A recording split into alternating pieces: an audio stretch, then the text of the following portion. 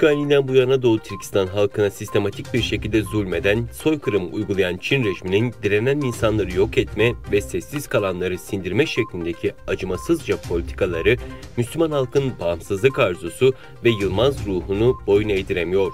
Doğu Türkistan'ın Korla şehri Kamu Güvenlik Merkez Bürosu'nun 3 Kasım 2022 tarihinde bir tutuklama emri çıkardığı öğrenildi. Yazılı emirde Korla şehri Karyulgun köyü Bahçigde mahallesine kayıtlı 54 yaşındaki Uygur Türk'ü Mahmut Moydun hakkında bilgi verene 200.000 yuan ödül verileceği dikkat çekiliyor.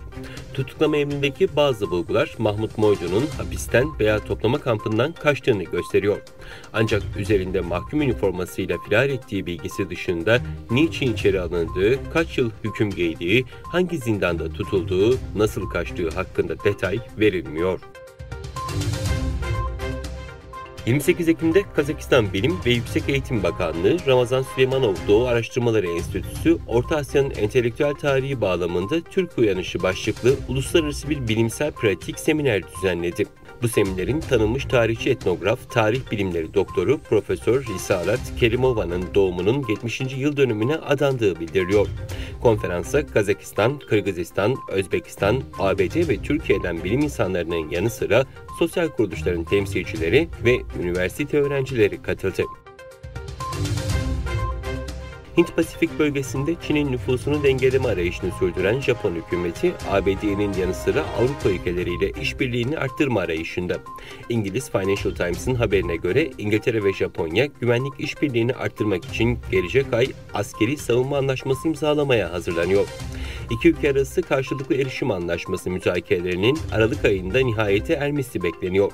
Müzakereler Japon Başbakanı Kishida Fumio'nun dönemin İngiltere Başbakanı Boris Johnson'la Mayıs'ta Londra'da buluştuğu zirvede başlatılmıştı. Çin'in ihracat ve ithalatı Ekim ayında beklenmedik şekilde azaldı. İhracat ve ithalat Mayıs 2020'den bu yana ilk kez aynı anda düşüş gösterdi. Enflasyondaki yükseliş, artan faiz oranlarının küresel talebi yavaşlatması ve Covid-19 tedbirleri Çin'in ihracat ve ithalatına olumsuz yansıdı. Ekim ayında ihracat geçen yılın aynı dönemine göre %0,3 daralırken ithalatta düşüş %0,7 oldu. Tayvan Savunma Bakanlığı gün içinde ada çevresinde Çin'e ait 44 savaş uçağı, 2 askeri drone ve 4 savaş gemisinin görüldüğünü bildirdi.